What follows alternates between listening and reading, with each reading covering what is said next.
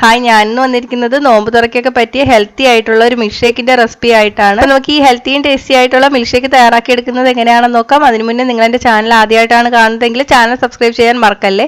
എല്ലാ റെസിപ്പീസിന്റെ നോട്ടിഫിക്കേഷൻ ലഭിക്കാനായിട്ട് ആ bell button കൂടി ക്ലിക്ക് ചെയ്യണേ.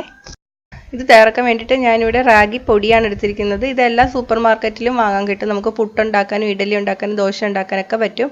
അത് വെച്ചിട്ടാണ് ഞാൻ ഇന്നിവിടെ തയ്യാറാക്കാൻ പോകുന്നത്. 3 ടേബിൾ സ്പൂൺ റാഗി പൊടി എടുക്കുക.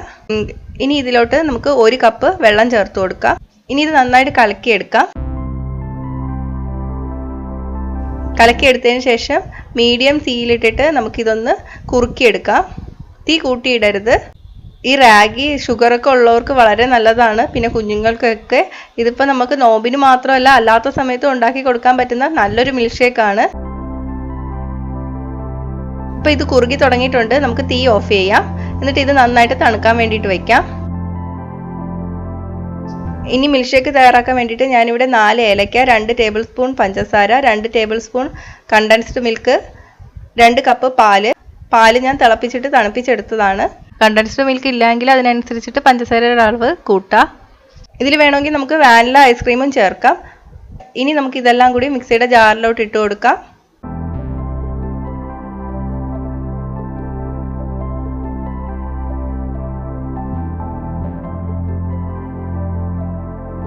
ഇനി ഇത് നന്നായിട്ടൊന്ന് ബ്ലെൻഡ് ചെയ്തെടുക്കാം. അപ്പോൾ നമ്മുടെ മിൽക്ക് ഷേക്ക് തയ്യാറായിട്ടുണ്ട്. ഇത് നമുക്ക് സർവിംഗ് ഗ്ലാസ്സിലോട്ട് ഒഴിച്ചു കൊടുക്കാം.